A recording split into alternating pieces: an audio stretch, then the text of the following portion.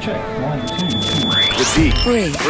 This is the D Brief. Go. Your guide to Detroit. Your guide to Detroit's arts and entertainment scene. This is the D Brief. Hello and welcome to the Debrief, your podcast for Detroit concerts, comedy, plays, food, drink, and more. It's Wednesday, May 1st. Happy May. Happy May. It's gonna be May, yay. Isn't that what people say? I don't think they do. I am your co-host. My name is Seth Ressler, and right over there, that is comedian Mike Geeter filling in for Becky Scarcella, who's off this week. Wacka wacka. It's good to have you back. You Yeah, started man, good this to be podcast back. with me a long time ago. Yeah, man. When I had hair, and you remember you had That those wasn't that long butterfly ago. collars Yeah. and platform shoes. Well, look, I know that you have a brand new album just came out. Yeah, my brand new comedy album, The Charm Offensive, man. I'm very proud of it. Very, very proud of it. Congratulations. Thank you. Where can we get it now? Right now, you can get it on cdbaby.com. Just do a search for The Charm Offensive or for my name, Mike Geeter. It'll take you right to my artist page. That's Geeter. If you wait a little bit, it'll be on iTunes, Google Play, Spotify, some weird ones I've never heard of, all over the world. It's going to be all over the world. Nice. So I'm pretty happy about it. Congratulations. And it's good to have you back. Look, here's what's going on in today's show. We have Nestor Gomez. This is a guy from the world of storytelling. I mean, we've talked about storytelling, Oh, yes. The Moth and all that. There's a lot of storytelling happening in Detroit. Nestor Gomez is actually from Chicago, but he is hosting a storytelling event at Planet Ant that's all about immigrants telling their stories. A lot of talk about immigration these days, and I think sometimes it gets a little bit faceless, right? True. So this is an opportunity to really put some individual faces on that and hear the stories behind immigrants. Also, Tigers first baseman Miguel Cabrera has a candy company. It has fallen apart. Then he had a candy Yes, he company. had a candy company. It's no bueno. We'll tell you the story behind that. And then on Friday, I am a huge fan of this children's cartoon called Motown Magic. It uses all the old Motown music that has been redone, new versions of it, and they built an entire really cool children's cartoon around it. Nice. The guy behind it is a guy named Josh Wakely. I had a conversation with that, and you will be able to hear that on Friday. Mike, let's get into it. Let's do it. The D Brief. Brief. The D Brief. We want to welcome back for day number 2 our guest co-host. She is the woman behind the Yes No Detroit blog, Liz Parker. Thanks so much for joining us for the show. Thanks for having me. So, again, remind everybody, what is the Yes No Detroit blog? Yep, yesnodetroit.com. It's a blog I do. It's like a lifestyle blog. So I talk about like movies, entertainment, food, theater, drinks, all sorts of things. Nice. And this is not your only blog. Right. I also have a book blog. It's books I think you should read.blogspot.com. Kind of a long URL, didn't really think it through. And I've had that since 2009. Wait, is it books I think you should read, or is it just books I think you should read? No. Because I think the second one would be a little more applicable to me. That'd be interesting, but no. No, What? it's books I think you should read. All right. What books do you think we should read?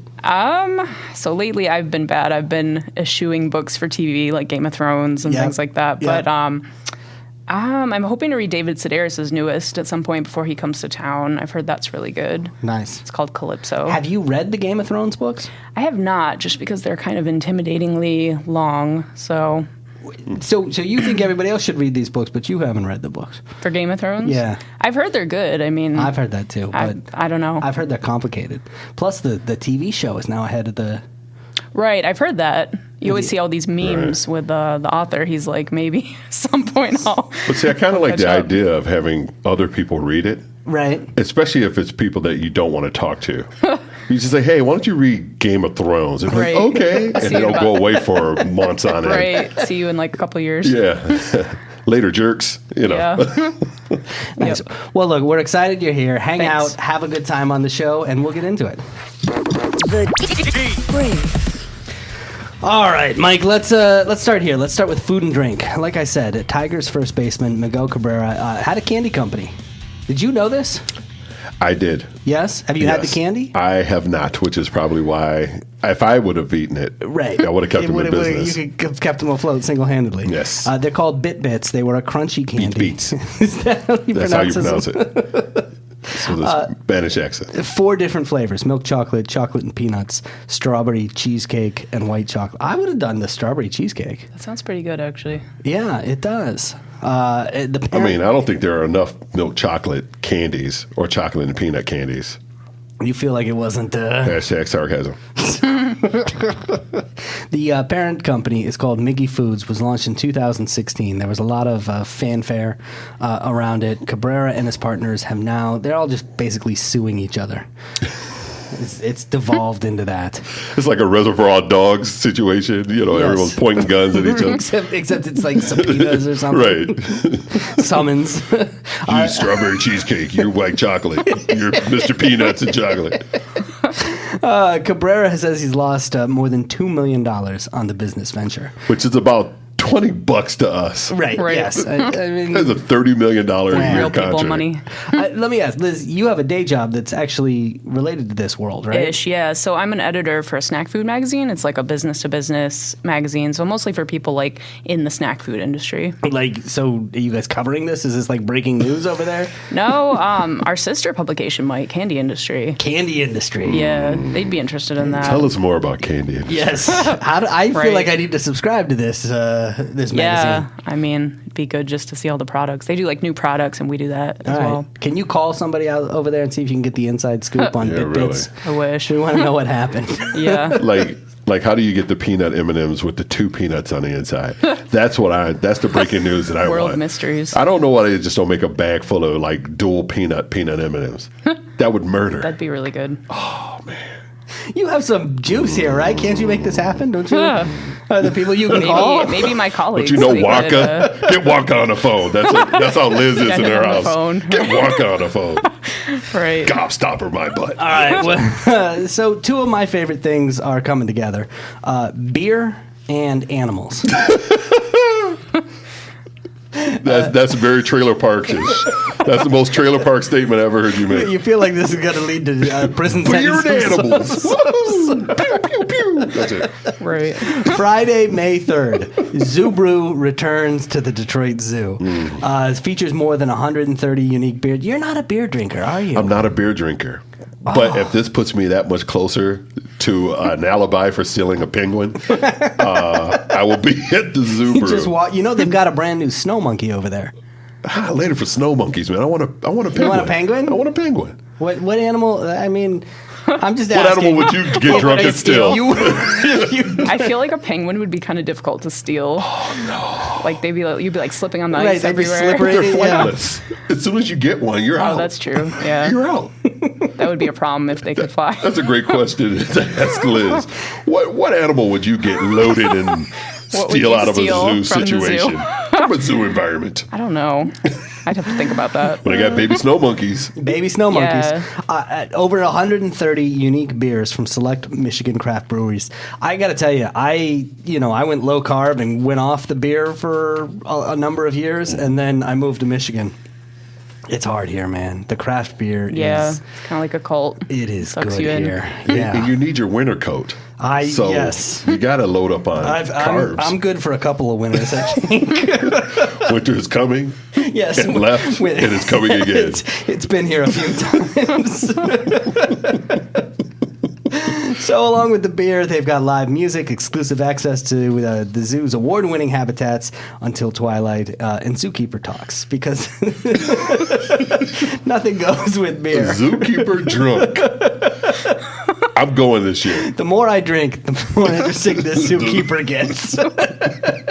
So this Chinese panda. I'm reading that as you can steal animals until twilight. You can steal animals until twilight. Yes, they actually have designated driver tickets as well. So if you don't want to drink, you can. This sounds like the most incredible thing I've ever heard. That baby snow monkey's Just gone. get a zookeeper just completely It's gonna wasted. be gone. Where's the baby snow monkey, Roger? I don't know. I had a couple drinks. You had one job, Roger. One job, Roger. Now we're baby snow monkeyless.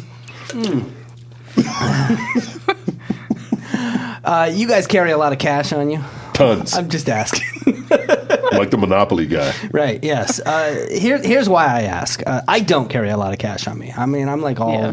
I have credit. I have Most I millennials don't, I feel like. don't carry cash on me. Right. They'll Right. have like a couple bucks maybe, but You that'll think be about Seth it. is a millennial? Yeah. Oh, I get myself in trouble because I'll go on a business trip or something and need to tip. Yeah, And, that's when you need cash. Yeah. Yep. I mean, I don't even.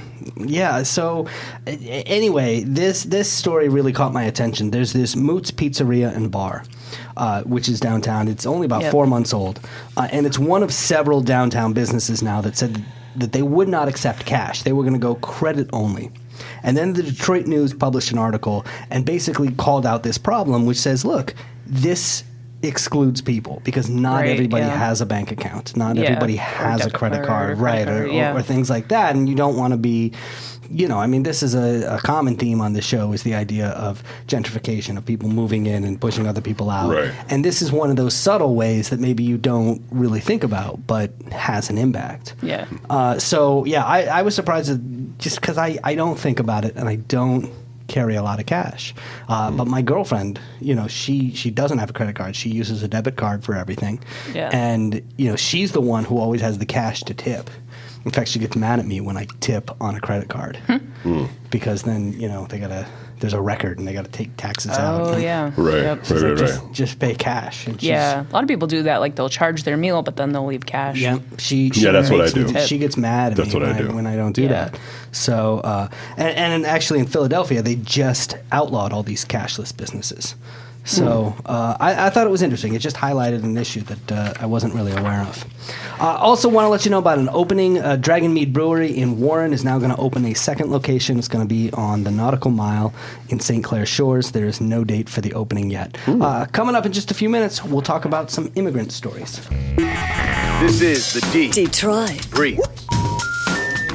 All right, Mike, Liz, here's how this works. We have a number of experts who call in from time to time to talk about their field of expertise because, let's be honest, there's a lot of things that I don't know anything about. And so I need some help. And one of them is David Kiley. He is the publisher and editor-in-chief of EncoreMichigan.com. This is a website that's all about Michigan theater. David, thank you so much for joining us. Thanks for having me. So congratulations are in order. I know that this is your 5-year anniversary over there at Encore Michigan.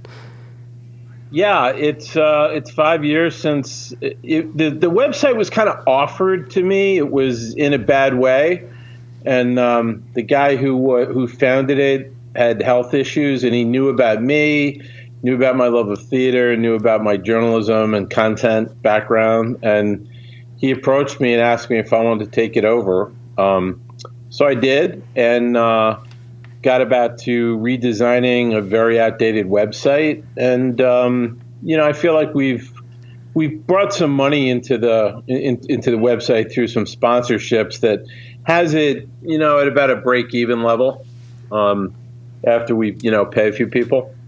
Well, that's better than all my business ventures. Let me tell you how far in the hole I am on this podcast. So how has the website changed in the 5 years since you took the helm? Well, I think that I've made it more of a true community hub.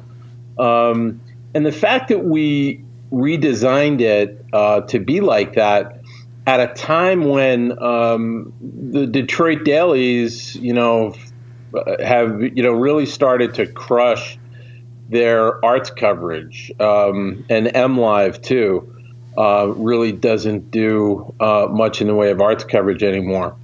So as the so-called or quote unquote mainstream media really squashed their arts coverage, it made Encore more vital to the statewide theater community, and fortunately, we came out with a new website at the not long after I took it over. So it's much more conducive. It's much easier to navigate. It's nicer looking. I mean, the website I inherited was was developed sometime in the 90s. It was pretty bad. Let me ask, you have a journalism background. Is this the future of journalism where, it used to be, like you said, newspapers would cover arts and they would cover all different types of arts happening in an area? Is it now going to be websites like yours that specialize in, for example, theater and go much deeper on it as opposed to, the media used to go broad? Yeah, I mean, the biggest change in journalism, I used to be the Detroit bureau chief for USA Today, and I was an editor and correspondent for Business Week and AOL. The biggest change in journalism, and I've gotten into classes with this, is the metrics, that you literally know how many people clicked on the story. And so when that took hold of the business, people were not reading arts coverage as much as they were reading, say, celebrity coverage. So, MLive's idea of a arts story is when a celebrity rolls into town to promote a book and does a book signing. And, that's what they consider arts coverage. So, it's not really. So you have all these theaters.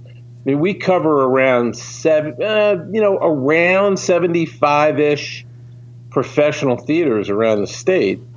And if it weren't for us reviewing the plays and running a calendar where people can come and see what's playing and where and links to the tickets, it would just the only thing that there would be out there is the theater's website itself and their email list. Right. Yeah, so we like last year we covered about 245 to 50 openings. So in the theaters that we cover, which are professional, there were that many new productions. Wow. How many did you go to personally? About 60-ish. Oh. That's a lot. Oh. Yeah, I mean, it's how many theater shows did you go to last year?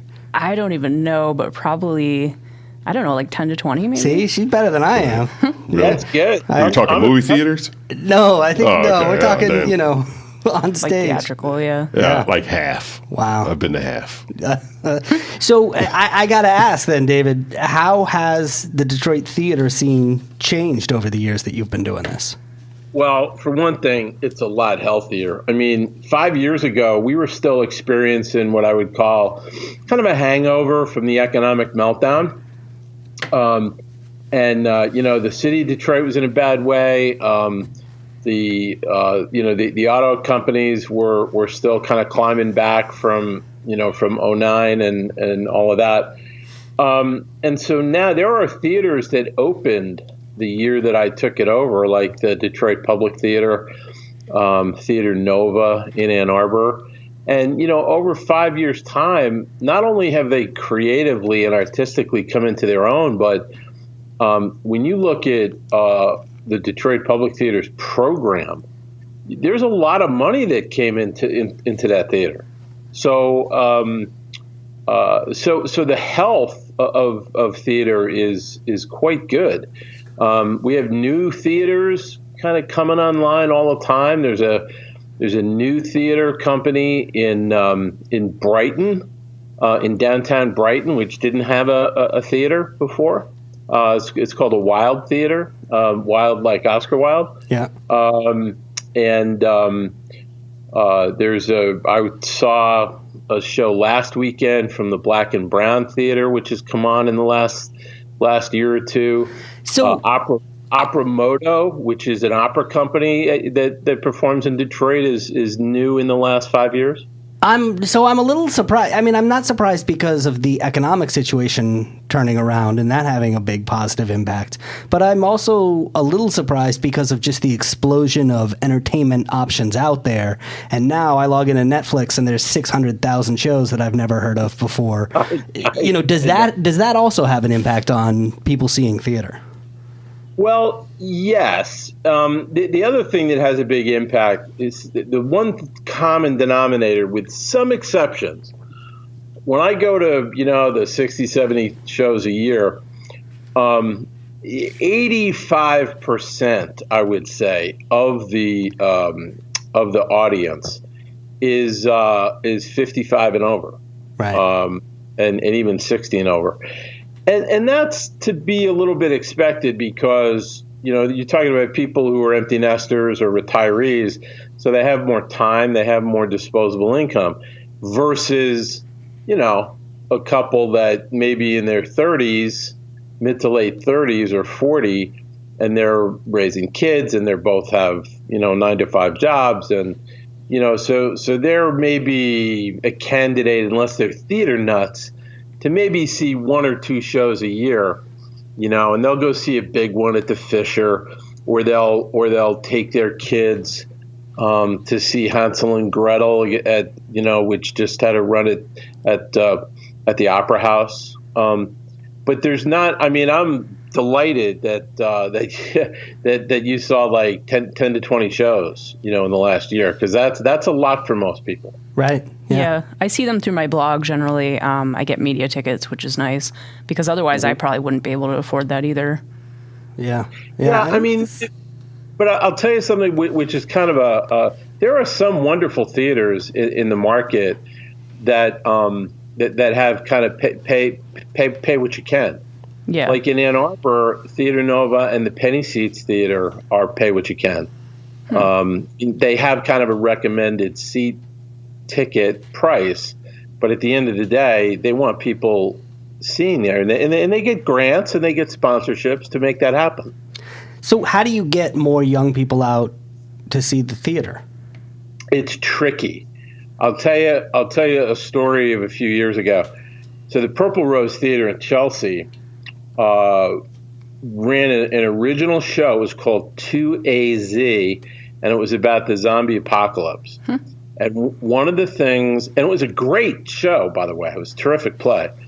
And one of the reasons they did it was kind of an experiment to see if they could get, some younger audiences. But what they found after like 2.5 weeks of what was supposed to be like a 7-8 week run was that not only were they not getting the young people, but their regular patrons were staying away too. The old people were scared of the zombies. They're like, I'm going to be one soon. And they just... So it's tricky, but there are some theaters that do a really good job of drawing a regular flow of younger audience. So one of them that comes to mind for sure is Planet Ant in Hamtramck. Yeah. I mean, every time I go there, I see probably the greatest percentage of patrons that are under the age of 45. Well, Mike, we know a lot of people who do various things over at Planet Ant. Absolutely. A lot of improv and comedians. Yeah, they just opened the comedy club up, the Independent over there. Yeah. Yeah. So it's but the fact that the audience is here's the wild card no one knows. So when today's 40-year-olds become tomorrow's 55 and 60-year-olds, and they're empty nesters and retired, are they going to see more theater like their parents did, or not? One of the things I'm excited about is that there's a lot of really good new work that's being done all the time. I have my doubts as to whether or not today's 40-year-old, when they're 15, 20 years from now, really wants to see a revival of Fiddler on the Roof or Camelot. It's like I think those shows are getting moldier all the time, and so I think the shows that you see, the newer big shows that you're seeing now, if they're not seeing them now, they'll probably see them later. Like Waitress is coming to the Fisher next week. That's a kind of a show, and plus, they're doing. It's interesting. You talked about Netflix. Well, one of the big trends, more than ever, is turning turning a film or even an album in some cases into live theater. And that, and so that's going to continue. I'm bullish on theater going forward, and younger people eventually taking the place of their parents in the seats. Well, I will say this, when it comes to movies or television, I think a lot of people now are paying attention to the directors or the screenwriters or the names of the showrunners. And so, for example, I was a big West Wing fan. When I see the name Aaron Sorkin, that means something to me. I'm familiar with Sports Night and all the other stuff that he's done. And so when I see him, his name on a play, I become interested. I would go see that. And I wonder if that is happening for other people out there as well. Yeah, and I also think that some people in the arts are going to gravitate to live theater, and you're going to see much more creativity when it comes to melding music with live theater. So, I mean, my son is a big EDM fan, right? So it's not beyond the realm of possibility for me that, at some point in the next 5-6 years, maybe somebody like Skrillex is going to do something more theatrical with a narrative going on, with his kind of music, or, those kinds of people. By the way, I have to tell you, I swear to God, before I called in, I was watching a rerun of The West Wing. Oh, I love it. I took his master class online just because I'm a fan. I did too. I love Sorkin, and I think the last time I was on, I talked about his adaptation of To Kill a Mockingbird, which I saw on Broadway with Jeff Daniels. And what's funny, what I think is awesome about that play is that when he deviates from the text, from Harper Lee's text, there are things that he's written in to the dialogue that are right out of The West Wing. So he is known for recycling lines. Recycling lines, like, joy cometh in the morning. As anybody who watches The West Wing knows the episode where that was a thing. And it's in the play, too. Yeah. So, we're at the end of theater season. What does that mean? You get the summer off? I mean, what happens? No. So the theater season for us starts on June 1st and ends May 31st. So we got another month. It's kind of a traditional season definition, because some theaters go down for the summer. They take the summer off, but they are more than replaced by summer theaters who come on in places like Holland, Augusta, Coldwater, and Saugatuck. Those are like summer stock theaters. And so they'll be doing like 3 and 4 and 5 shows over the course of the summer. Plus a bunch of them have kids programming. And it's smart because, the weather in Michigan, you could easily book a week up in Saugatuck and have 2 or 3 of the days raining. I mean, so and two, there's shows to see at night. So and it marks the end of our scoring of shows for the Wild Awards, and that's like the Michigan Tonys that we run that, and we'll be at the Berman Center in West Bloomfield in August with that award show. And that, it's just like the Tonys. We award the best performances and productions of that season. All right, well, let's have you back on the podcast again as that gets a little bit closer, because I know that's one of the big things that you guys do over there, and we'd love to have you on to talk about it. So. Yeah, anytime you want. All right, cool. Well, David Kiley of EncoreMichigan.com, thanks so much. Congratulations on 5 years. I've never had a job that lasted 5 years. So that's pretty amazing. Thanks. We really appreciate you taking the time. My lessons were sitting out on that lawn in front of Motown. Detroit History Tours. Detroit Film Festival. Shakespeare in Detroit. Ford Arts Beats and Eats. The Heidelberg Project in Detroit, Michigan. Detroit Grand Prix. Valentine Distilling Company in Ferndale. Mark Ridley's Comedy Castle in Royal Oak. The Hamtramck Music Fest. Motor City Pride, and you're listening to The Debrief. I listen to The Debrief podcast. The Debrief. Just religiously. The Debrief. It's absolutely amazing. All right, want to let you guys know about something that we started doing. Mike, we started doing this just recently, Becky and I. We've had so many people on this podcast. We've done almost 140 episodes now. Tons of everything from chefs to authors to, comedians to bands, musicians, museum curators, things like that. And they've all said the same thing, which is, we've been thinking about doing a podcast, right? This is Liz's first podcast. Liz, you can go home and you can be like, I should do a podcast. Maybe, yeah. I mean, at this point. We call it LPZs. Yes. LPZs podcast. I like that. Yeah, so everybody keeps saying that they want to do a podcast, and we keep telling them, yes, you should. And then the next words out of their mouth is, well, we don't know where to start. And so we decided that we would launch a company. We're calling it Michigan Podcast Productions, and the whole idea is that we're helping Detroit arts and entertainment organizations launch their own podcast. So if it's something that you've been thinking about doing, head over to our website, Michigan Podcast Productions, and reach out to us. We would love to help you out. The D3. So something that we talk about a lot on this podcast is the world of storytelling. This is like The Moth, if you're familiar with it. I know, Mike, you've seen it before. Oh, yes. Yeah. Yes. Have you ever seen these storytelling events? No, I haven't. These things are cool. Like, they do The Moth every month over at the Marble Bar. There's also the Secret Society of Twisted Storytellers that Satori Shakur, you were here when we did that episode, when we interviewed her, had her on the podcast. She does that over there. Fantastic at the Charles event. Wright. Yeah. So it's these really cool storytelling events. People get on stage, they tell a story, it's true, and I don't know, it's just cool. Like the Marble Bar is full, line around the block every month when they do this stuff. So there is a guy coming to town. His name is Nestor Gomez, and he is a 36-time Moth Slam winner. Wow.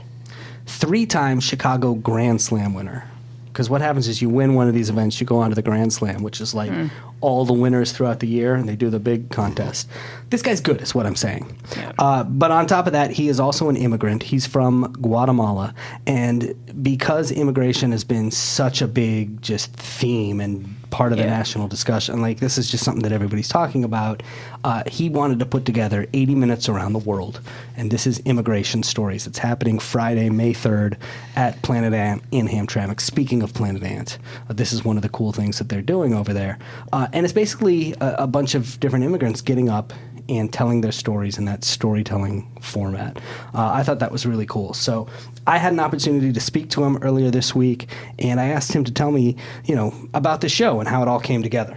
We try to focus on stories from immigrants from all over the world, not only the Latino experience, because I came from Guatemala. I crossed the border undocumented to Guatemala and Mexico, and then undocumented to the United States. But on our show, we have stories from people that came here with documents. We have stories of people that came here on a visa and they overstayed the visa. We have people that came over here undocumented and then got married and got the papers fixed. We got stories of people who came as kids undocumented and they are on the DACA program. So we have different stories from different experiences of the immigration experience, and not only from Latin America. On that show, we had people from Hong Kong, from China, from Thailand, from Poland, from Ukraine, from Nigeria, from Congo. So we try to have as many people from different parts of the world to share their immigration experience, so people could know that it's just not people crossing over the border. It's the immigration experience is a huge theme, and it has many different aspects to it. I mean, I think that's important because when we talk about it and you hear about it, they always kind of talk about it like it's one big monolithic thing, and everybody who comes here as an immigrant is kind of in the same bucket, know. And there's so many different stories and so many different ways that people come over here. So I like that idea of, basically just highlighting the differences and how it's not all the same. So I asked Nestor, he is a storyteller. He's out of Chicago. And I asked him how he got into the world of storytelling. Well, when I was a kid, I used to stutter, so I couldn't talk in front of an audience. I was born and raised in Guatemala, and my family was really poor, so we didn't have any money to send me to speech therapy. So basically, my dad and my mom would make me talk to people. Just were like, you have to get over it. The only way you're gonna get over your stuttering is by talking to people. So I used to stutter a lot when I was a kid, but eventually I started to grow out of it. And when I was 15 years old, my family moved to the United States. We came here, and I started to stutter again because of it was a new country, it was a new language, it was everything was new. And I remember thinking to myself, like, oh, great, now I'm going to stutter in English and Spanish. And for many years I stuttered, and it wasn't until about 5 years ago when I got over my stuttering little by little, but I still stutter every once in a while. And I never got in front of an audience and talk like in public. So about 5 years ago, I decided to go to a mud slam and just put my name on the hat and just get over my fear of public speaking. And I told my first story, and I happened to win the slam, and I kept telling stories ever since. There is something impressive about being able to stutter in 2 different languages. Well, I do it. Doing it in English and in the Ebonics. I hear Buttigieg. It can Buttigieg. He can stutter in like 17 different languages. He's pretty impressive. He is pretty impressive. Anyway, the event is called 80 Minutes Around the World Immigration Stories. It's happening Friday, May 3rd at Planet Ant in Hamtramck. And like I said, if you've never seen the storytelling event, this guy is really good at what he does. 36-time Moth Slam winner. It's going to be a good show. This is the Detroit. This is the Debrief. All right, Liz, that's day number 2. Yep. See, you're launching a podcast. Liz, you're very impressive with Yes. this. Thanks. And you should. If you ever want to have a podcast on snacks or food, you should do holler that. at your boy. Yeah, that'd be fun, Yeah. And I could taste test. It could be like 5-minute little segment. Mike's Food Corner. Yep. Right. And I'll just eat corn chips the whole time. So these are gross. Look, a couple of things we talk about a lot on this podcast. If you want us to email you links to everything we talk about in the episode, all you have to do is go to our website, thedebriefdetroit.com, and while you're there, sign up for the email list, or you can text the word Detroit to the number 444-999. All right, Liz, you got one last thing that we've got to do before we get out of here. You ready? Yep. All right. Here's how this works. We're going to ask you for a series of rapid-fire recommendations. You notice that I just retooled an old sound effect that we used to use when you were on the show. That's actually me saying it. Yes. Don't. I get a lot of mileage out of that. We're going to ask you for a series of rapid-fire recommendations. Just tell us the first thing that comes to mind. Okay. Are you ready? Yep. All right. Do you have a favorite local coffee shop? So I actually don't drink coffee. I will tell you for tea, Goldfish Tea in Royal Oak is really good. Oh, yeah. They kind of have a nice like sit-down vibe. I just did that brunch bites thing in Royal Oak this weekend, and they were one of the venues. And they have nice like couches and nice tables, and you can get a pot of tea and just kind of sit and relax. You started the Yes No blog as... I started as Yes No Films. Right, as a film blog. So yeah. here's my question for you. Yep. What is your favorite movie set in Detroit? Ooh, that's a good question. There are a lot of movies set in Detroit. So this is kind of an obscure one, and I'm forgetting the title of it now, but it had Tom Hiddleston as a vampire with Tilda Swinton, and they filmed it in Detroit, and they were here, but people didn't really know about it because I'm sure he would have been like swarmed. I think it was called like Lovers Left Alive or something like that, or Lovers... Really? All right, we're going to look that up. Yeah. Get the interns on it. Kind of obscure, yeah. Find the name of this movie. But it was really good. And Tom Hiddleston and Tilda Swinton. Yeah. Wow. And she was like his lover, and she was like a lot older than him, but they were both like, you know, immortal because they were vampires. Wait, Damon the intern. To the rescue. What do you got? Only Lovers Left Alive. Only Lovers Left Alive. I knew it was something like that. Only Lovers Left Alive. I didn't know that. I'm going to check that out. Yeah, it's pretty good. Deep cuts. You like that? Yeah, I do. See, yeah, that's improv. Favorite Detroit spot as a kid? So I grew up in West Bloomfield, and I used to like to go to that Marvin's Marvelous Mechanical Museum. Wow. Yes. Okay. Yeah. Listen. That place was cool. I've been by that place a trillion times. What is in there? I keep thinking that it's like the big machine, and if I go in there, they're going to make me shrink. It is, but like older, and it's like old school packed. stuff. It is like, it's like you would, I'm a smaller guy. Like, what are you trying to say, Seth? I lost some weight. But you're like 7'10". Oh, that's and true. Or 6'1". I'm just saying. I mean, everything's crammed in there. It's hard to move around in there. But yeah, what's in there? It's all these all old sorts of stuff. machines, these mechanical, like put a nickel in and it like old school things. Like they do have some like kind of creepy ones, like the ones that like read your fortune and they like move all weird like animatronic. It's bizarre. But so it's just like old like Showbiz Pizza with the bears and all that stuff. Yes. Okay. It's worth going though. It's definitely worth a trip. I'm going to go in there, but I'm afraid to go by myself. I just keep thinking I'm going to never get out. Right. You're a U of M grad, right? Yes. All right. This one's going to be tough. Okay. Name one good thing about Ohio. Cedar Point. That's easy. Oh, that's a good answer. Good call. I went to Central Michigan. I have a degree from there. Yes. And to answer that question, leaving.